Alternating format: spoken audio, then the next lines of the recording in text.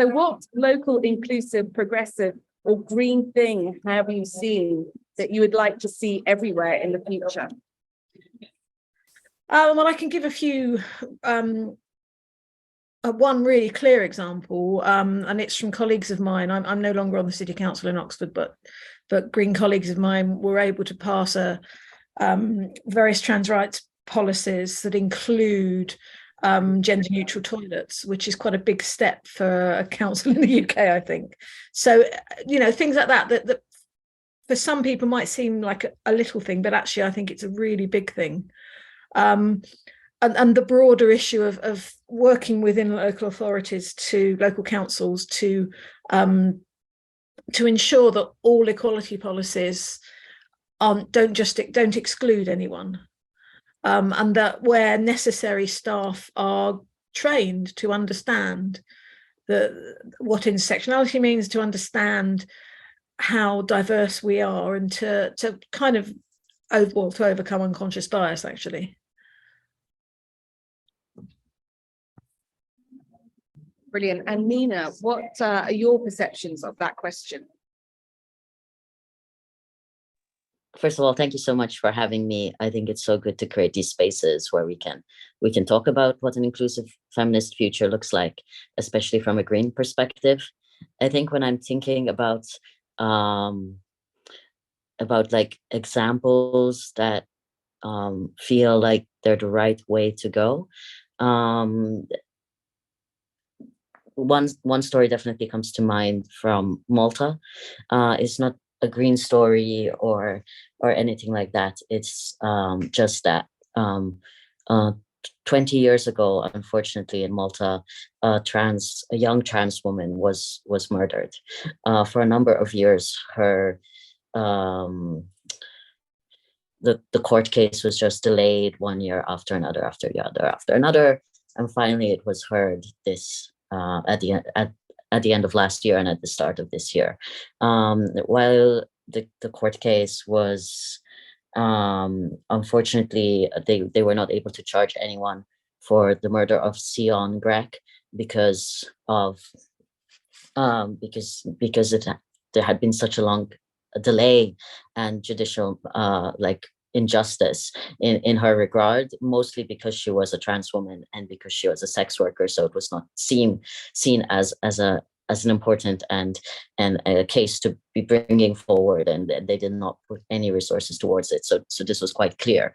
But what happened is, what I want to talk about is the response to that, right? And the Women's Rights Foundation, which is an organization fighting for women's rights in Malta, including the right to abortion, for example, were amongst the first to push for more to be done for Sion Grek, but also to acknowledge Sion Grek, whose story had remained very much in the background, and LGBT organizations hadn't known about her, and the Women's Rights Foundation hadn't known about her, but they organized together with LGBT organizations to hold a memorial protest on the steps of the courts here in Valletta, and in doing so they recognized her as a victim of femicide. And I think it's these kind of gestures that are coming from, in this case, the women's rights movement in Malta, that is still has a really long way to go in fighting for access to abortion for Maltese women and Maltese people who need it. But they put their energies and their resources in also acknowledging Sion Grek as a victim of femicide in Malta, as one of the victims of femicide in Malta, and adding her to their list that will be forever read out at any memorials where we say the names of victims of femicide in Malta. And so I think this amongst all the kind of hate towards trans people that we see, especially online, that I know is quite rampant also in the UK, but not only, this gave me a bit of hope that, a women's rights organization would do this, would step out, would organize themselves in this way, and give Sion Grek remember her and remember her memory, and add her to the list of those women that need to be remembered. And so it's a sort of bittersweet one, right? Like, I wish this didn't have to be the case, but in everything that's going on in the world right now, for trans women in particular, this was a small glimmer of hope of what happens when women's rights activists work together with LGBTI movements, and we work together towards that inclusive future that we want. Such a powerful example, and really showing how when we campaign together, we can make a difference, especially when in the world of a political exclusion that often happens to people. Ulrika, what are your thoughts on this question? I think I can give you some flavors of the celebrations of 8th of March in Stockholm, which had both very bad examples from my perspective and a good one, that I took part in both those events, which for me was a little bit of a symbol of where the Swedish women's rights or feminist movement is at this point. So it was unfortunately one of the bigger umbrella organizations in Sweden, that is the Swedish Women's Organizations umbrella. They organized a rally with speeches from representatives from different parties and some organizations. And very unfortunate for them, it was like enormously bad weather even for Stockholm. So it was like freezing cold, like -10 Celsius or something, and like snowstorm. And this was an outdoor event, so it was not very many people there. But regardless of this fact, there was also a zero intersectional perspective, I have to say, in this event. And even I walked around and talked to some of the participants, and I met an organization of Iranian feminists in the Iranian diaspora, and they were very, very upset because they had tried to negotiate with the organizers for a long time to include a speaker, which they first were not allowed because this speaker identified as non-binary. And eventually then this person was put at the very end of this very long list of different speakers, just because on March 8th, the organizers felt that it was only supposed to be women then, people identifying as women talking. So this gave a really bad flavor, and unfortunately also some of the speakers spoke out against the reform of the Legal Gender Recognition Act, which is a big topic at the moment in the Swedish public life. So this was a really negative experience. And then just around the corner, there was another celebration of 8th of March, which was more of a celebratory event for an organization called Streetgaris. And gari is a slang word for girl or woman that I think comes from another language, potentially Turkish. And it originates from the Swedish suburbs, the not so privileged suburbs of Stockholm. So this was an event for them celebrating their 10th anniversary as an organization. And it was super inclusive and intersectional, and all the speakers they really nailed it from various perspectives. And trans rights came up, the rights of women who wear hijabs, the necessity of being an ally in active actions in your feminist activism at all times was a very frequent topic. So in this, I went there with my friends from mostly the LGBTI movement and some Greens, and we were all quite a few years older, I think, than most of the organizers, but we really felt at home and felt that this should be the representatives of the Swedish feminist movement then, as opposed to, unfortunately, then the bigger organizations standing outside with the rally. So it was a little snippet of what you can see in the Swedish feminist activism at the moment, both bad and good examples from me. Thank you. Thank you. And I feel like at this point, it's worth highlighting the brutal murder of Brianna Gay in the UK. So Brianna was a trans woman and activist that really worked hard to support other younger trans girls doing things like finding support in the community and to be able to legally access hormone replacement therapy. So Brianna was 16 and was brutally stabbed to death in a park by 2 other teenagers that are currently in custody. So in terms of the work that we have to do in the UK to ensure that we are, ensuring that that never happens again, but ensuring that the rights of Brianna are enshrined after her death, I think will be an important part. I don't think that anyone is calling it femicide, but we also need to make sure that we continue to ensure that others do call it femicide. Our second question, and I'm gonna start with you, Mina. What barriers are there, and how do we overcome them? So what barriers are there to inclusivity, and how do we overcome them? Okay. I think there are so many barriers. I've just come from a really hard week for me personally, and I think it's important to also call in experiences from our own parties, right?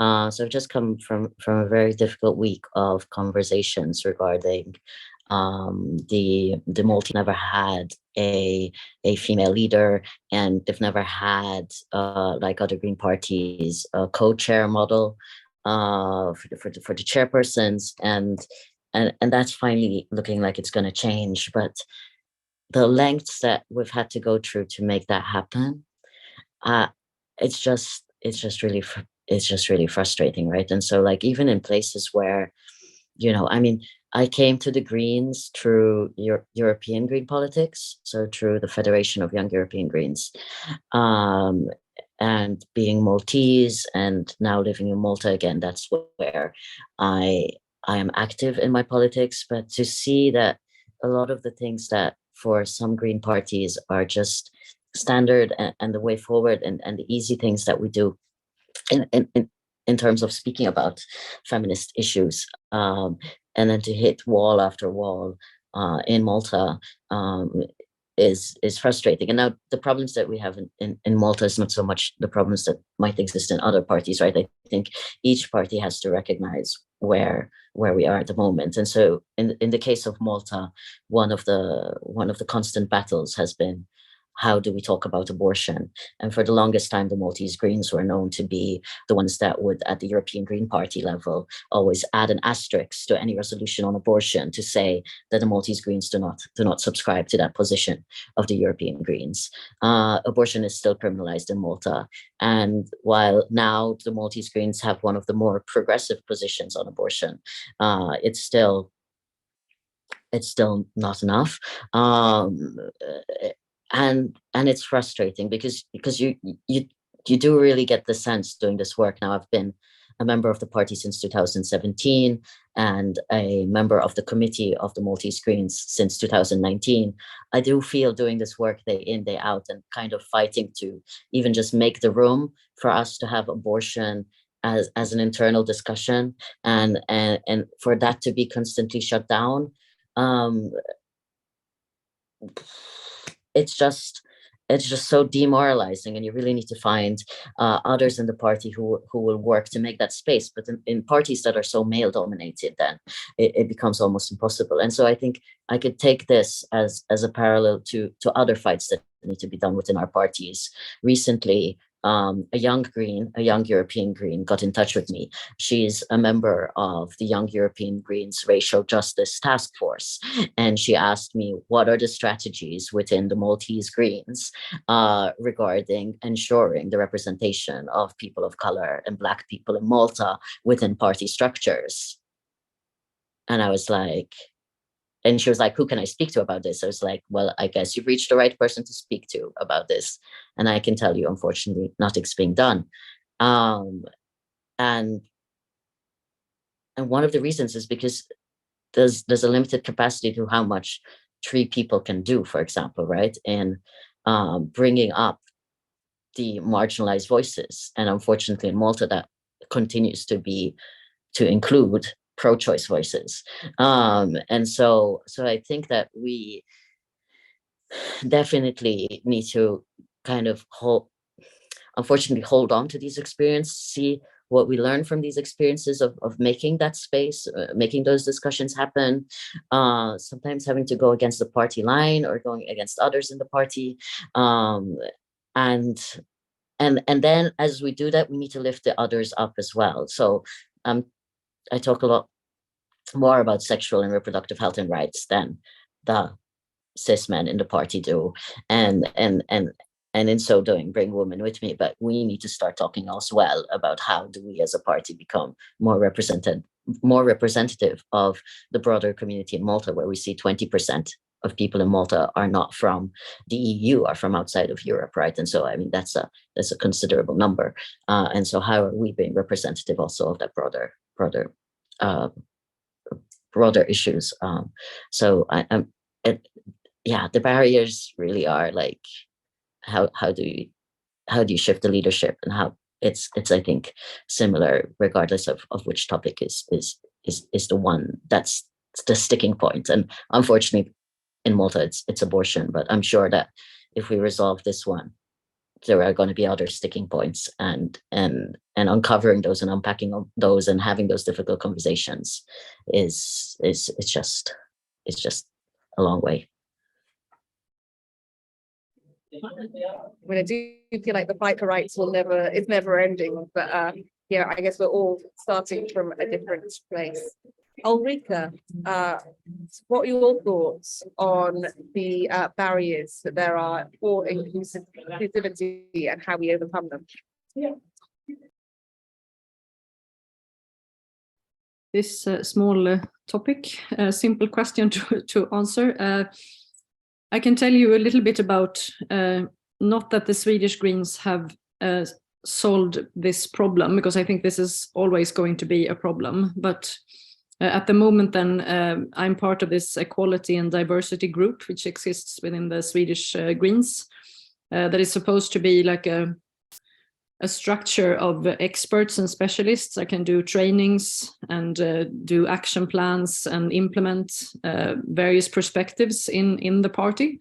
And there has been a work on a very, very ambitious anti-racist action plan, which has been discussed a lot and received well. And the interest in the party is at least it's good and welcomed, and the people who have worked on this have been asked to come and educate people before all the elections coming up for local positions, for example, for Greens around Sweden. But we also definitely have a problem with how to attract a more diverse base of the party, or like why to make sure that we represent like an average cut of like what the population of Sweden looks like at the moment, which we are very far from doing right now. So, and this is at least something that is acknowledged, but it's not like we have come up with a solution. But there are some efforts being made, but I think we can probably all learn from each other in different methods how to improve this, because we are absolutely in no way kind of near representing the whole population. Also, at the moment, the Swedish Greens is a quite small party in the national parliament. We're not the very smallest one, but almost.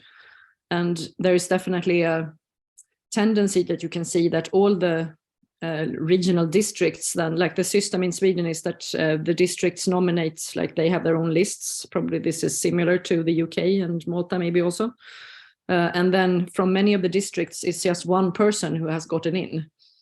So it's like one person from the whole region of the northern parts of Sweden, for example. And those people tend to be, not all, but very many of us tend to be extremely highly educated middle-class people who are born in Sweden. And very many of them are also like engineers, experts in different kind of fields relevant for green politics with the kind of climate or biology or things like that. So it's not a representative group as such when you see us come together in the parliament. Lots of super qualified people, but not representative of the population of Sweden in any which way. So but this is a discussion and we don't have the solution just yet, but this needs to be like an ongoing work on all levels and constantly, I think, because this is never going to be like, you can't reach a position of where you have solved the challenge. It's always going to be like an ongoing something that you have to address. And then maybe I can say something later about some of the kind of more external resistance then, or the debate around particular topics. For example, the Legal Gender Recognition Act. I can mention something about that later, maybe. Happy for you to discuss at any point you feel is easiest. Later? Yeah, maybe later. Brilliant. Obviously the first step to solving a problem is to acknowledge it and to act on it. And I think that when we're making progress, the fact that we haven't got to the end point just shows that we are, you know, following up on our convictions on wanting to make change happen. And it doesn't always show, the fact that you haven't achieved those goals doesn't show that you're not working on it. And I think that's a really important point, because I think as Greens, we want to be at the end point so often, and the process is also a really important stage of that. Elise, what's your thoughts on this question? So I come from it from a different perspective. Obviously, I'm an older cis woman, so the barriers I see are the barriers of my generation, quite a few of whom have gone down an extreme gender critical path. A lot of them Greens are on the left, and I'm looking at how I can reclaim them, if you like. And for me, that barrier includes the way that they have been radicalized, and the links with the far right. So I've been a campaigner of sorts around the rise of fascism for some years now. I think sparked by a massive increase in my own personal experience of anti-Semitism on the left. And when I know where to expect it on the right, but expecting it on the left, I didn't expect it on the left. And so when you're getting it from two sides, you become more aware of who's behind it. And I think that the path we've gone down in the UK is that we had the language of Brexit. We know Nigel Farage is basically a fascist, and the language that he and his mates used to radicalize people against the other, and in that case, the other being immigrants, has allowed the far right to start making inroads into different groups and campaigns. So they infiltrated the anti-vaccine campaigns. They're behind the gender critical campaign pretty much, and we're also now seeing that they're behind campaigns to have freedom of movement for car drivers, as in they're against anti-congestion measures. And what worries me is when I see people on the left who have gone down an extreme gender critical route and cannot see that they are associating with the far right. They deny it. They will happily cite national newspapers that are very much on the right. They will stand with members of the far right and deny that they're members of the far right. So for me, the big issue is, how do we expose the real people behind some of the barriers that are actually sending people in the wrong direction, the people that should be our friends and allies. And I think really, really important is using our network. So as international coordinator, obviously we have the European Green Party, we also have Global Greens, and I think we need to be really using those networks as much as we can to form a united front on this. And this is where I'm going to give a plug for the European Green Party Trans Inclusive Feminist campaign, which I had the privilege of going to the launch of at the European Green Party Council meeting in Riga in June, which was when I first met Mina. And I think that is a really, really good start. A lot of very passionate people, and it would be great if some members of Green Party in England and Wales could get more directly involved in that. Thank you so much. We're going to go into discussing the intersects of these points, and we've talked about some of the problems and obviously tried to think for the solutions, but I'd like to share a story about first time that I felt like I understood intersectionality in a much clearer way. And it was at an exhibition on the 60s, where they were talking about the liberation movements that were happening at the time. There were the Black Panthers, there was the growing women's rights movement, and it was talking about how oppression was clear within both of those groups. And it was Black women that were being harmed because they couldn't be heard in the feminist movement because they weren't being listened to because they were Black. But they weren't being heard within the Black rights movement because they weren't being heard because they were women. And this is how intersectionality works. It means that the more that you hold a minority, an underrepresented, you're part of an underrepresented group, the less of a platform that you get as a result of our cultural problems of homophobia, of transphobia, of misogyny, of oppressing disabled people, the list, oppressing working class people, the list goes on.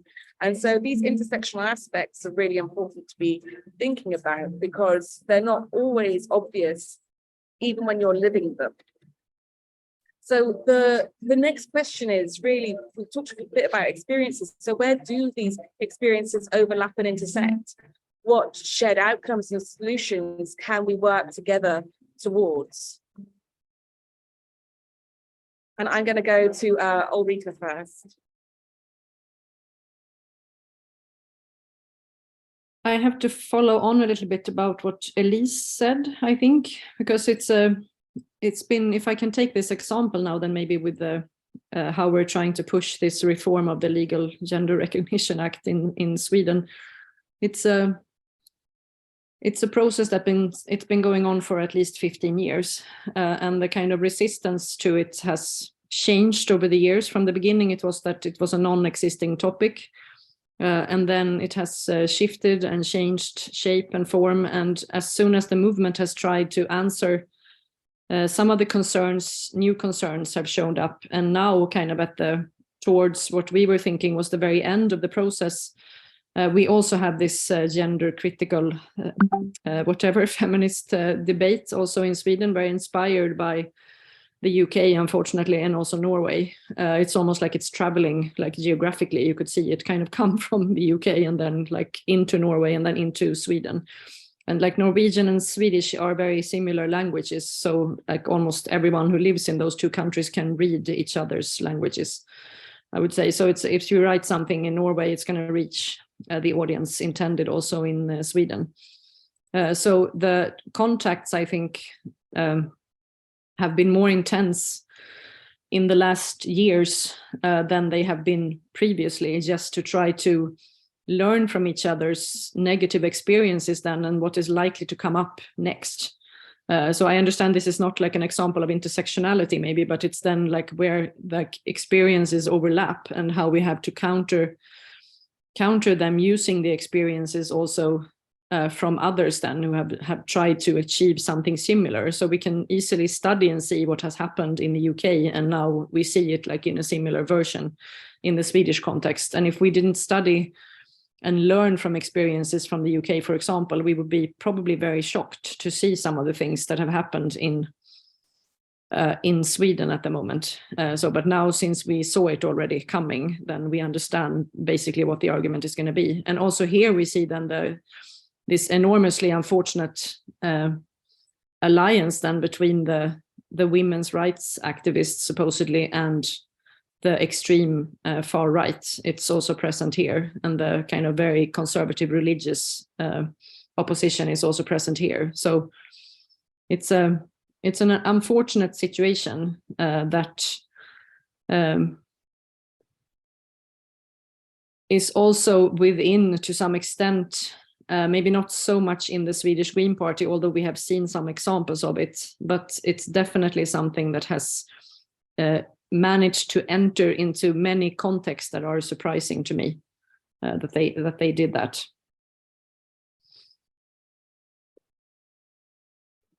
Thank you. And Elise. So I think a lot of people don't really understand intersectionality. I think even if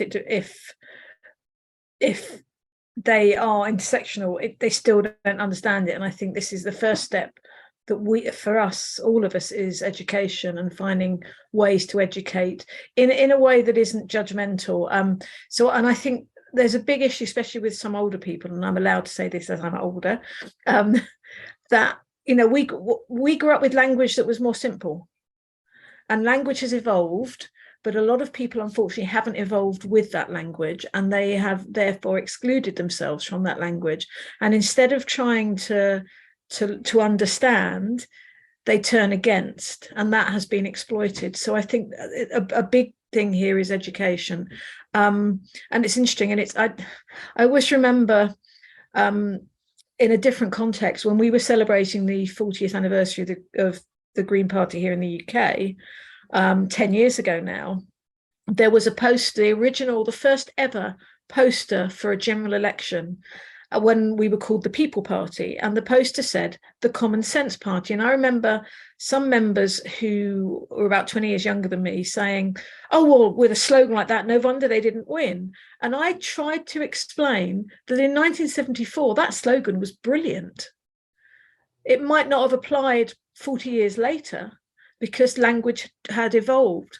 So there is a problem of understanding that we need to learn about new language, and actually with the right support for people to understand more about intersectionality, we will be empowering more people as well, which I think is so important, because the more people we empower, the more equal a society we can have.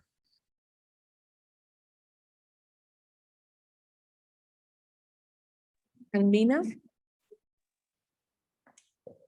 What Elisa said now, but also in answering the previous question, but also this idea of when you get it from all sides, right? About like finding this resistance and finding this this hate from people who you assumed would be allies to your cause. It's just making me think about how exhausting actually these fights can be.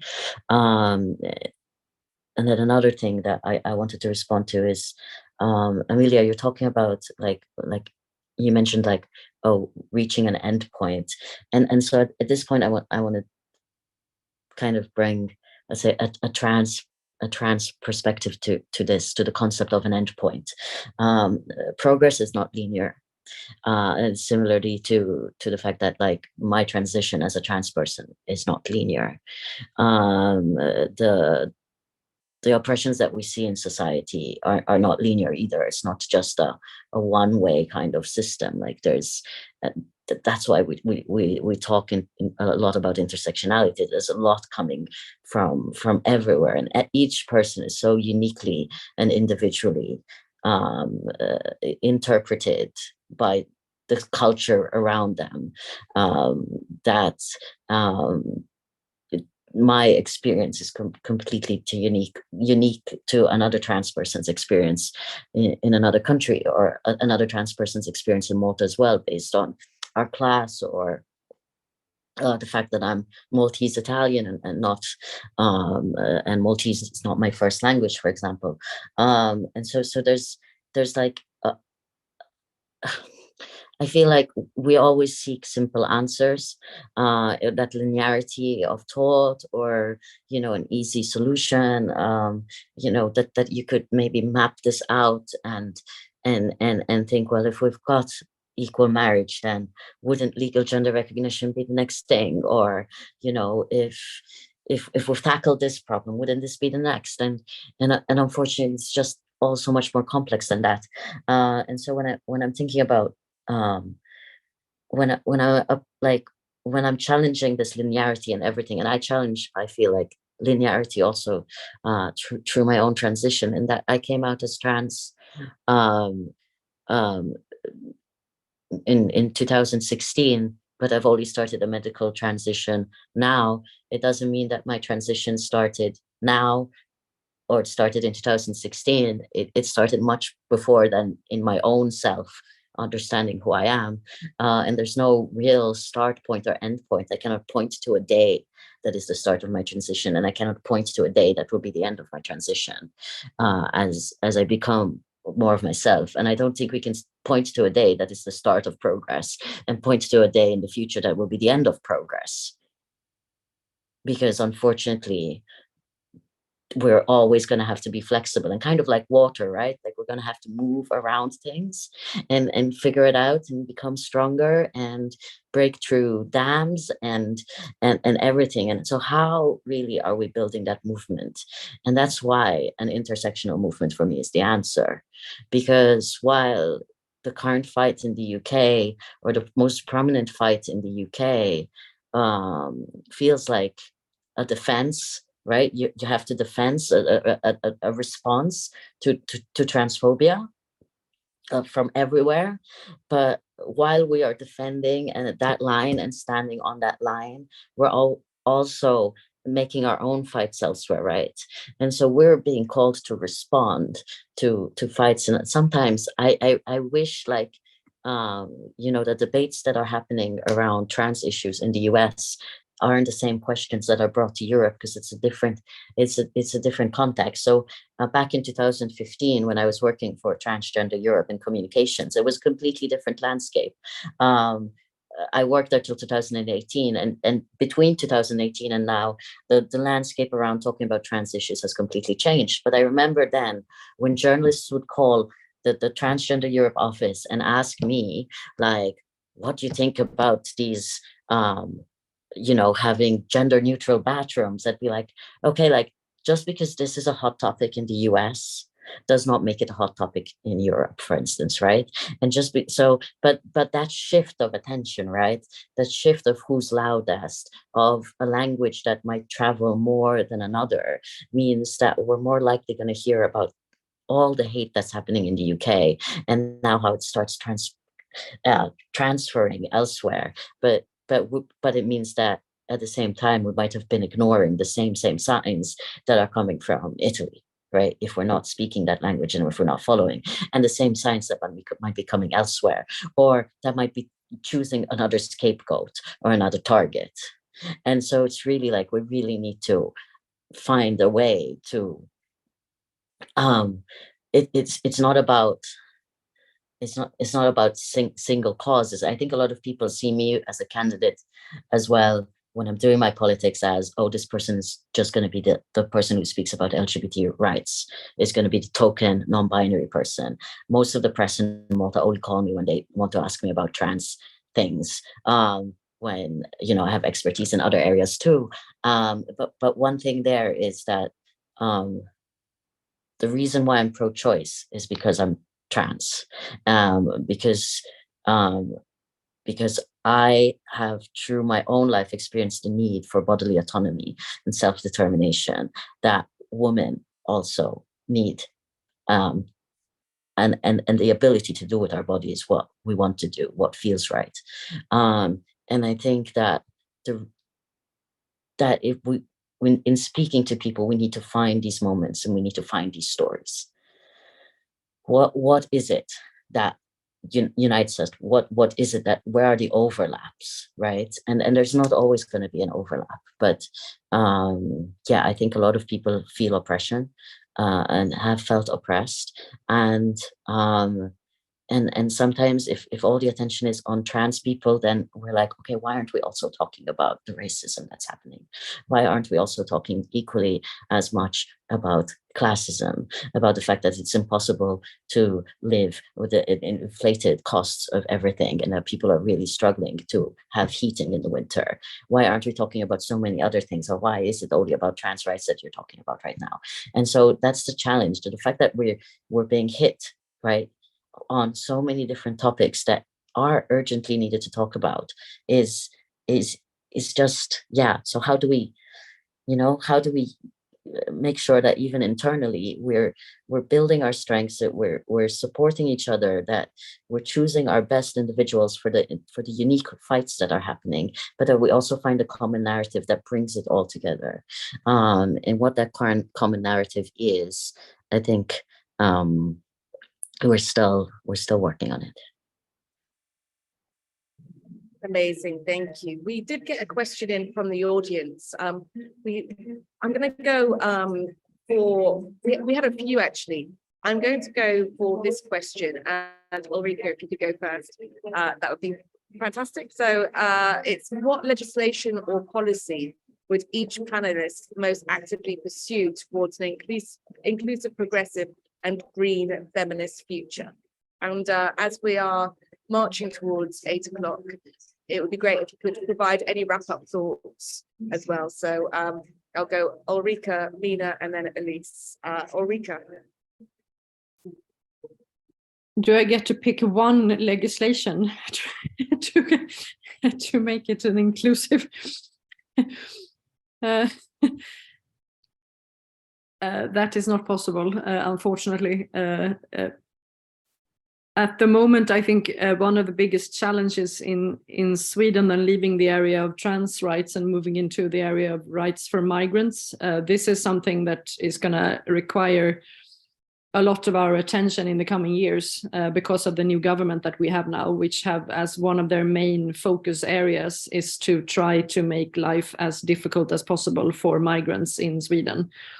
And this is definitely something that we have talked a lot about, and this is definitely also feminist politics, and it should be seen in that light. So all kind of the opposition in the Swedish context and to this very repressive policies hitting migrants of all genders, of course, and regardless of like where they came from the beginning, this is definitely something that I think should be as a top priority for us. And we're just seeing the beginning of this. And you can see, of course, countless examples of how people who are marginalized in different groups then, apart from being migrants, that they are also hit the hardest then of all the kind of, when you try to restrict, it's going to hit very hard to people who are already restricted and already in an extra hard position. So I would pick asylum rights and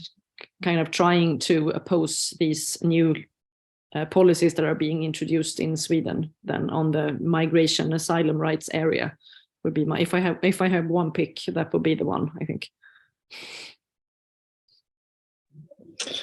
As a European politician, I would abolish Frontex. I think it's doing so much harm. We don't need such hard European borders. So I'm very much in a similar line as Ulrika. Like, that is where our current attention needs to be going. There is a huge loss of life happening because of a clear imbalance in the world between the global north and the global south.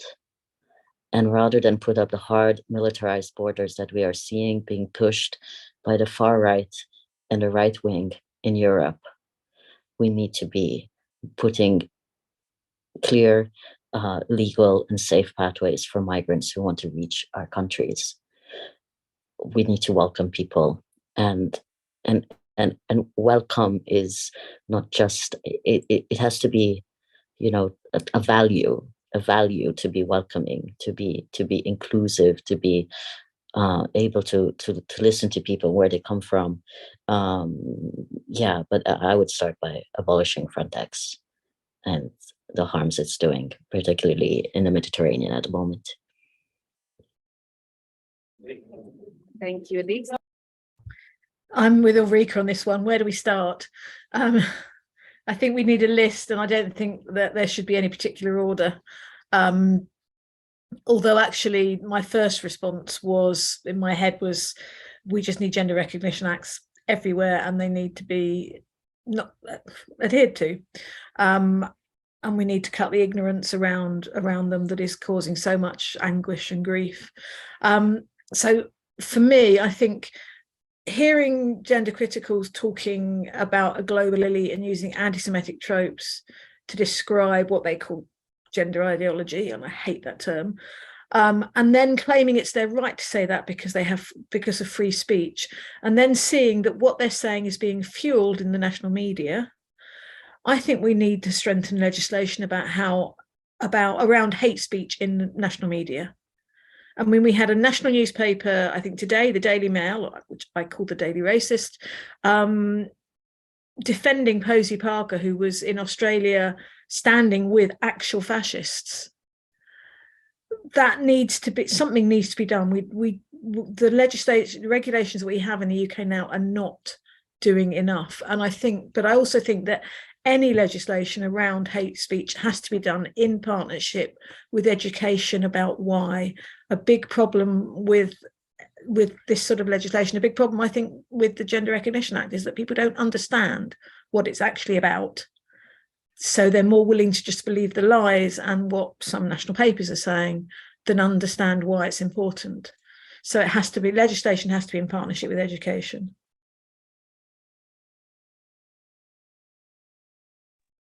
Brilliant, thank you. We do just have a few minutes left, but I don't want to start on a new question at this point, but it'd be really good. I mean, this is talking about a feminist future. If we could just do any wrap-up thoughts from everything that you've heard tonight and what we want from a feminist future across Europe. Elise. I mean, for me, what I want is a better understanding of how empowering it is as a cis woman, as a cis feminist woman, to have such a broad range of people that I feel are my allies and my friends, and yeah, it's just so empowering. And I feel sad for the people that have been drawn into the gender critical rabbit hole, because they're missing out. They're missing out on this wonderful friendship and solidarity. Ulrika? Well, I just want to say then that I was very, very pleasantly surprised when I saw this trans inclusive feminist campaign then, which I wasn't aware of that until I saw it in Copenhagen, presented by Mina Jack and other people. So that I think is a very good example, and like to be proactive and like not try to please everyone then, but being extremely clear with that. With that move and this inclusive campaign. So that was a very good, that I would like to see more of in different contexts and in different ways. So thank you for that, people responsible for it. I'll definitely pass that on to other people responsible for it. The trans inclusive campaign, perhaps to conclude of this point of the European Greens, stems from a trans rights resolution that the Young European Greens presented in December 2020. It's a very comprehensive resolution that lists the rights that we believe trans people need to have across Europe and beyond that, and it was voted with a very, very, very large majority in 2020. And I wrote that resolution when I was co-spokesperson of the Young European Greens in consultation with other trans people across Europe to make sure that it was really reflecting what the needs were of the movement in 2020, and hoping that it is still reflecting those needs. But we're definitely the first European party to have a resolution that is solely on trans rights. We do want to make clear that we are the party that is going to be fighting for trans people across Europe. And through a number of initiatives, I am in touch with now as an executive committee member of the European Greens. I'm in touch with our member parties across Europe to ensure the translation of that resolution and to ensure that it is spread amongst their members, so that we can indeed educate, right, and be ready for when these fights that we are seeing, particularly in the UK, start to rear their heads in other countries. And I want the Greens across Europe to be ready to stand firm with trans people and to be the natural choice for politically involved people who care about trans people in their lives. What a powerful note to finish on. Thank you so much, Mina. Thank you to our panelists. It's been a really interesting discussion. I've certainly learned a lot about what's happening at the grassroots of different countries, the barriers to inclusivity within our party and outside it. And talking about change, as Mina said, it's not always linear, but one thing that, if we take anything away from this, one thing we can be certain of is if we don't use all of our power, we don't use our voice, and we don't build our movement, then potentially some of this work can go backwards. So, thank you so much to all of you for coming tonight and for taking the time. But let's not forget that after this, we must stay united in ensuring that we're making that progress possible to whatever a more inclusive future looks like, which hopefully will just be around the corner. But that will only happen if we all work together. Thank you so much, everyone. Thank you. Bye. Bye, everyone.